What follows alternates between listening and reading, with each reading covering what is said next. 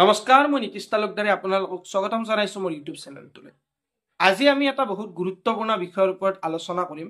সাধাৰণতে এইটো কথা ইমান আলোচনা কৰা নহয় বা বিশেষ গুৰুত্বপূৰ্ণ বুলি ভবা নহয়, যদিও এইটো কিন্তু এটা বহুত ইম্পৰ্টেন্ট টপিক। এইটো আপোনালোকে থাম্বনেইল চাই নিশ্চয় গম পাইছে যে কিহৰ ওপৰত আলোচনা কৰা হ'ব।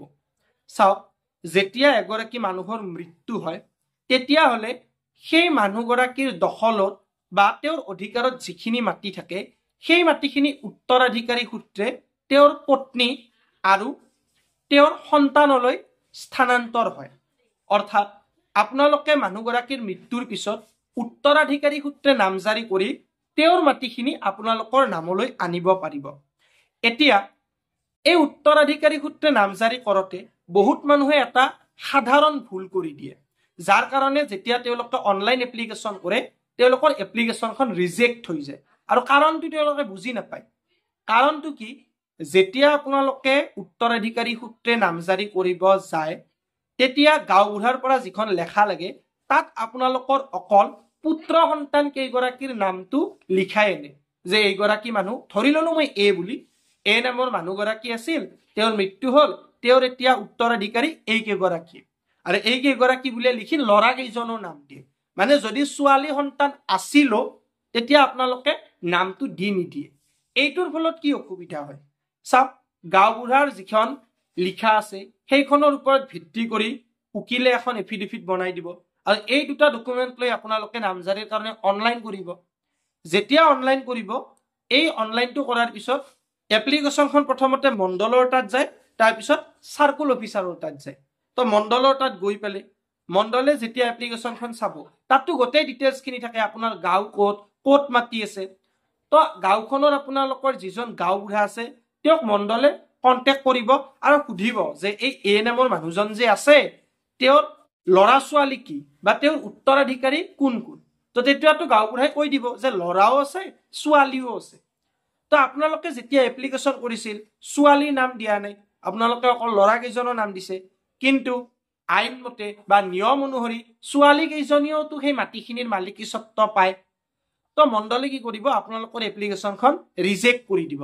মানে আপোনালোকে যিটো এপ্লিকেশ্যন নামজাৰিৰ কাৰণে কৰিছিল, সহজ ভাষাত ক'বলৈ গ'লে আপোনালোকে যিটো নামজাৰি কৰিব খুজিছিল সেইটো নহল।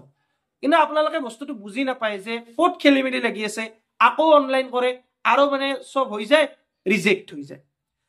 তো এতিয়া ইয়াৰ সলিউশনটো কি? সলিউশনটো হল, এতিয়া বৰ্তমান নিয়ম অনুসৰি উত্তৰাধিকাৰী সূত্ৰে মাটি এটুকুৰা নামজাৰি কৰিবলৈ হলে ল'ৰা ছোৱালী উভয়ৰে নামত কৰিব লাগিব। এতিয়া কাৰোবাৰ যদি ছোৱালী সন্তান নাই তেতিয়াতো সেইটো বহুত ভাল কথা, তেওঁলোকৰ কাৰণে ইজি। কিন্তু যাৰ ছোৱালী সন্তান আছে তেওঁলোকে কিন্তু ছোৱালী সন্তানৰ নামো দিব লাগিব। অৰ্থাৎ আপোনালোকে গাঁওবুঢ়াৰ লেখাখন যেতিয়া বনাই আনিব তেতিয়াই কি কৰিব লাগিব, তাত ছোৱালী যিকেইজনী আছে তাৰ নামটো তুলিব লাগিব। আৰু যেহেতু গাঁওবুঢ়াৰ লিখাখন চাই উকিলে এফিডেভিট বনাই দিয়ে, তো এফিডেভিটখনতো একো প্ৰব্লেম নাহেয়ে। তো আপোনালোকে গোটেই কথাখিনি বুজি পালে। এতিয়া নেক্সট অফ কিন, ইয়াতো ছোৱালীৰ নাম নিদিলে হয় নেকি? চাওক, নেক্সট অফ কিনৰ অৰ্থটো হৈছে আত্মীয়তাৰ নিকটৱৰ্তী প্ৰমাণ পত্ৰ। অৰ্থাৎ কোনোবা এগৰাকীৰ যদি মৃত্যু হয় তেওঁৰ আত্মীয় কোন সেইটো নেক্সট অফ কিনে বুজায়। এক প্ৰকাৰ গাঁওবুঢ়াৰ লিখাখনৰ দৰে এইটো এটা একে ডকুমেণ্ট, কিন্তু এইখন চাৰ্টিফাইড ডকুমেণ্ট আৰু ইয়াৰ যিটো ভেলিডিটি সেইটো লাইফ টাইম। গাঁওবুঢ়াৰ ডকুমেণ্টৰ ভেলিডিটিটো কিমান, কৰবাত কৰবাত 1 মাহ, কৰবাত কৰবাত 3 মাহ এনেকুৱাকৈ থাকে। কিন্তু নেক্সট অফ কিনখন এখন চাৰ্টিফাইড ডকুমেণ্ট হয়, এইখনৰ ভেলিডিটি গোটেই জীৱন জুৰি।